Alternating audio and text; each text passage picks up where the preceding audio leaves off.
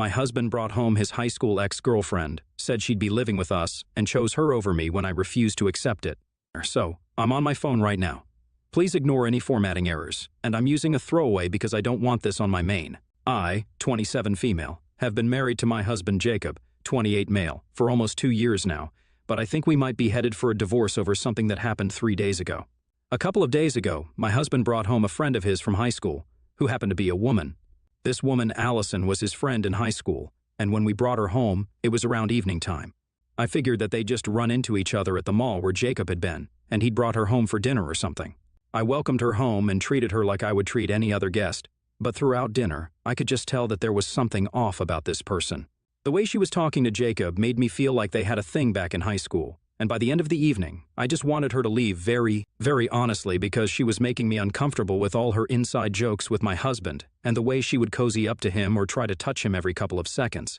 It literally felt like, for her, she would just find excuses to touch him on the arm or on the hand, and she was laughing extra hard at all his jokes, even the ones that were not very funny. So I guess people can tell why I wasn't comfortable with this woman. After dessert was served, I figured that she would leave soon. I tried to be as pleasant as possible despite how uncomfortable I was, but 2 hours passed, and at around 10, when she still hadn't left, I pulled Jacob into a corner and asked him what the hell was going on because this was weird since she just wasn't leaving. Only when I asked did Jacob tell me that he had actually invited her home because she had been evicted from her house. She hadn't paid rent for the past 4 months. Now apparently, she was going to spend the night at our house and probably the next couple of days as well, until she found another apartment that she could move into. He also told me that she hadn't run into him at the mall like I had believed, but in fact, they'd reconnected on social media and had been talking online for weeks before this, which is how he found out that she was looking for a place to live and offered to let her move in with us for the time being. I was obviously annoyed about this and asked him why he hadn't consulted me before offering to let her move in. I also told him that I wasn't comfortable with the idea of her living with us in our home because she had made me feel uneasy throughout the evening with her odd behavior around Jacob. He tried to downplay it and told me that I was just being crazy, that he was only helping out a friend in need, but I told him that I wanted her to leave and I wasn't going to put up with this. I insisted that he talk to her and tell her to go, but he told me that he had already promised her and he couldn't break her heart this way. Apparently, all her stuff was in the car, and she had moved out of her apartment today itself. He had helped her move out, and he couldn't just tell her that it wasn't happening. He was acting really weird and squirrely, so I asked him to be honest with me and tell me who this Allison was. As it turns out, I'd been right all along about her having a thing with Jacob back in high school because he confessed that she was actually his ex-girlfriend from when he was in his senior year, and they'd broken up just because he had to leave for college. I kind of freaked out at him when he told me that, because the last thing that I wanted was his ex-girlfriend to live with us, especially when it felt like she still had a thing for him. He promised me that he and Allison were over and had been over for a long time, but that did nothing about my insecurity. I told him that I wanted out, and I wanted her out right away.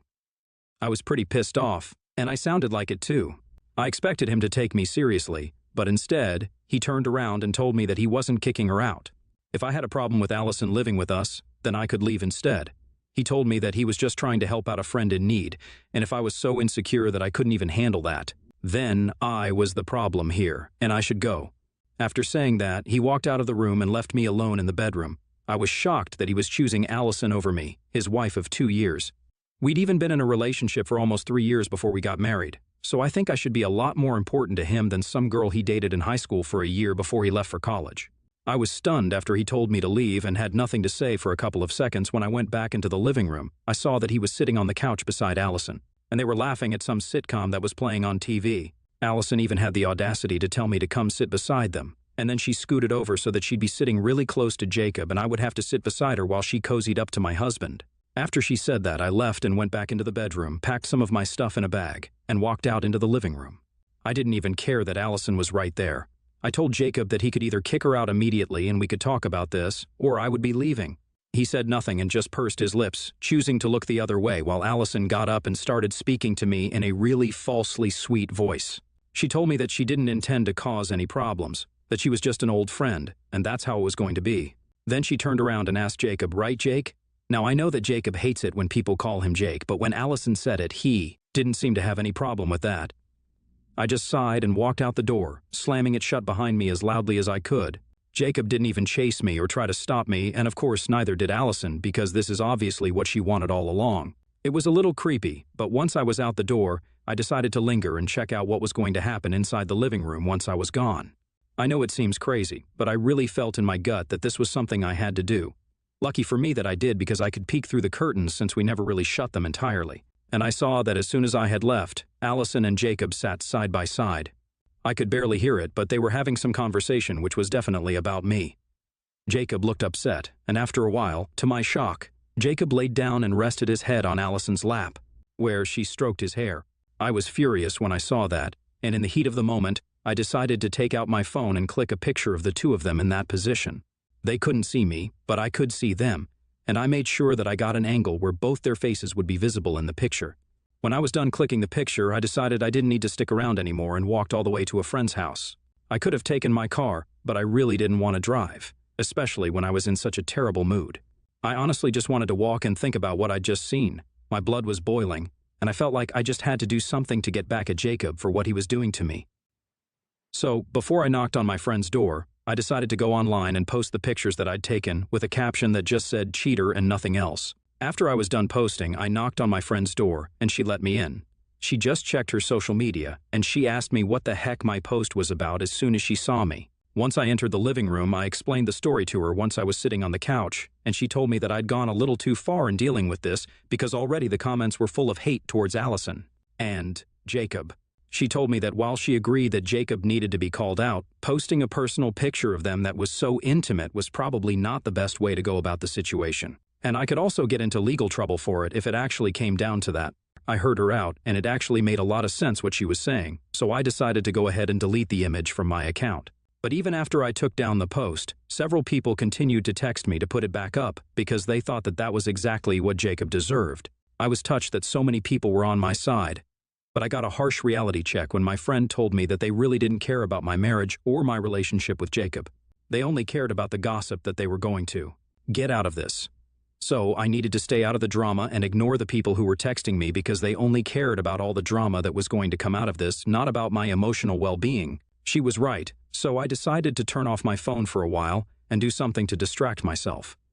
It was already pretty late at night when I'd shown up at my friend's place, so after a while, I just went to sleep. When I woke up the next morning, my friend told me that Jacob was waiting for me outside in the living room.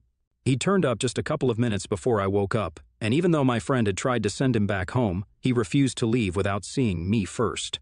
I thought that he was here to apologize, and I was already prepared to turn him down and reject his apology because I wasn't feeling particularly forgiving at the time. But when I went out into the living room, ready with my speech, I was in for a shock when the first words that came out of Jacob's mouth weren't, "I'm sorry, but are you insane? And what the heck were you even thinking?" I knew that he must be pissed about my post the previous night, but he seemed more than pissed off. He seemed hysterical and very upset. It all finally made sense when he told me that someone had sent that picture to his parents, and now they were refusing to speak to him, which was bad for him because he had been planning to quit his job and start his own business. He needed his father's money for that and wanted his dad to come on board as an investor, but now his father wasn't even speaking to him, and neither was his mother responding to any of his calls or texts. He told me that his parents hadn't even given him an explanation as to why they had blocked him, but he knew that my post had everything to do with it because it happened only after I put up that picture of him with Allison. Now, he wanted me to talk to his parents and tell them that it was just a prank or something to make them speak to him again because I wasn't going to let my stupid mistake mess with his future. I probably would have apologized to him had he not demanded that I speak to his parents and make everything all right again because honestly, after what he'd done the previous night, I didn't think he was in any position to make demands like that. It really pissed me off how entitled he was acting, so I told him that he deserved this because he'd been cheating on me. To that, he said that Allison was literally nothing but just a friend, and I was reading too much into this. He then accused me of being insecure, jealous, and toxic, and even told me that after I left, Allison had been comforting him, which is why he had rested his head on her lap. And that was it. They hadn't done anything funny together after I left because that's just not him. I told him that I didn't trust him and I didn't believe a single word that was coming out of his mouth. I told him that he needed to leave because I had no interest in carrying on this argument and wasting my day. As far as I was concerned, he'd been emotionally involved, at the very least with Allison, and I couldn't take that. I saw it with my own two eyes, and there was just no covering it up anymore. Even if I ignore the fact that he had rested his head on her lap and somehow put that image out of my head, I wouldn't be able to forget that he had chosen to let her stay with us even after I told him that I was uncomfortable with that idea and had even given him an ultimatum to pick between us and he picked Allison. I wasn't fine with that, and I don't think any other woman in my position could have ever been okay with something like that. I told him to leave, and he did leave, but not before telling me that this wasn't over, which sounded like a threat, and I'm guessing that it was. But so far, he hasn't done anything apart from texting me relentlessly, telling me to talk to his parents and fix this. My friends think that I should talk to his parents and do something about the situation because, as bad as what he did was, I shouldn't have posted that picture of them. Even if I wanted to expose them for what they were doing, I should have just made a post or something, but I posted a photograph, which really didn't seem okay with her and felt like an invasion of their privacy. I feel like she's right about this, but honestly, I can't just forget about what Jacob did to me. I'm pretty sure that Allison is still living with him, and my blood boils when I even think of the two of them in that house. My house. I feel like I should do something, but I really don't think he deserves my sympathy. AATA for posting a picture of my husband with his head in his high school ex's lap after he picked her over me. Update 1. Hey, so I decided not to talk to my in-laws or do anything about this because, like I said in my original post, I really don't think that my husband deserves anything good to happen to him right now. If he wants the situation to be fixed, he's going to have to do something about it himself because I ain't the one to go running to his parents, asking them to forgive him when I myself don't forgive him. It's been 4 days since I posted and almost a week since he brought Allison home. I'm pretty sure that she's still living with him because I created a fake account to stalk her, and I found out that all her recent stories that she'd uploaded have a very familiar background. All those pictures have been clicked in and around my house, so I know that she's still there. I can't imagine the audacity that Jacob has to still let Allison live in our house even after everything that has happened. But to be fair, everything that could go wrong has already gone wrong, so he might as well stay with her because now I think we're at the point of no return. I can't imagine myself going back to him at any cost, and he's probably not even going to try. So far, he has only been texting me to convince me to talk to his parents. I've just been ignoring all his texts. I haven't found it in me to block him yet, but I will soon enough as soon as I am ready to cut him out of my life entirely. I'm not at that point yet because we've been together for a long time, and this is very hard for me. I was angry in my original post, but now that all the anger's gone, all I feel is heartbroken because this is the end of my marriage and I know it. The funny thing is that I'd never even seen this coming. A lot of you had asked me if there were any signs of him being bored or wanting to be with another person, and to be honest, there had never been any signs. At no point did I ever think that he didn't want to be with me. His cheating on me was something I had never even imagined in my worst nightmares. It was literally that unlikely. He and we've been in love for years, and he was pretty much head over heels in love with me before he even asked me out. It was me who took a while to say yes to him, but once we were together, there was just no looking back. And now, this is where it ends. I really never could have seen this coming, so to say that I'm shattered wouldn't be enough to explain how I really feel about my marriage ending like this. My friends have been very supportive, and so have my parents, and I am grateful for that. I just hope that I'm able to stay strong through the divorce as well. I've already filed for divorce. It's been a day since then, and I've got to say I don't feel as relieved and confident as I thought I would. All I feel is stressed out and worried about what is going to happen. I'm still living with my friend, and I'm working from home because I don't have the energy to go outside right now. Update 2. Jacob was served with the divorce papers today. He called me to ask me if I was serious about this, and I said yes. Then he started screaming at me on the phone. I had to take it away from my ear because he was being so loud. He told me that I was taking this too far and tried to convince me that there was nothing going on between him and Allison. So I asked him if he was still letting her live in our home. He hesitated a little, but then he confessed that he had indeed been living with Allison ever since I left. He told me that she had been his emotional support apparently after I stormed out, and I couldn't help but laugh when he said that.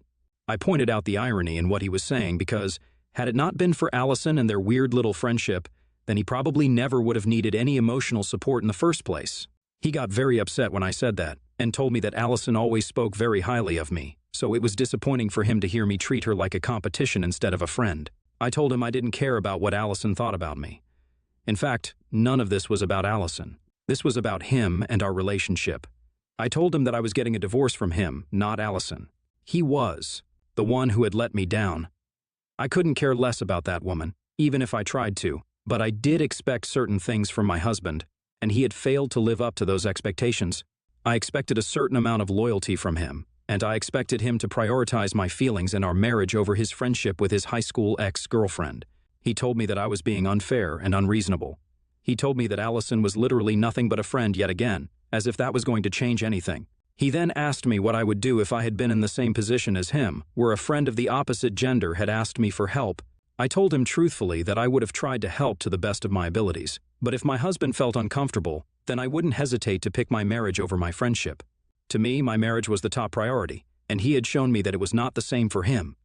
I would rather be with someone who I was on the same page with, especially about important things like this. He began to sound really exasperated and told me that I was getting way too emotional about these things, and that I needed to learn to deal with my feelings like an adult instead of being a baby.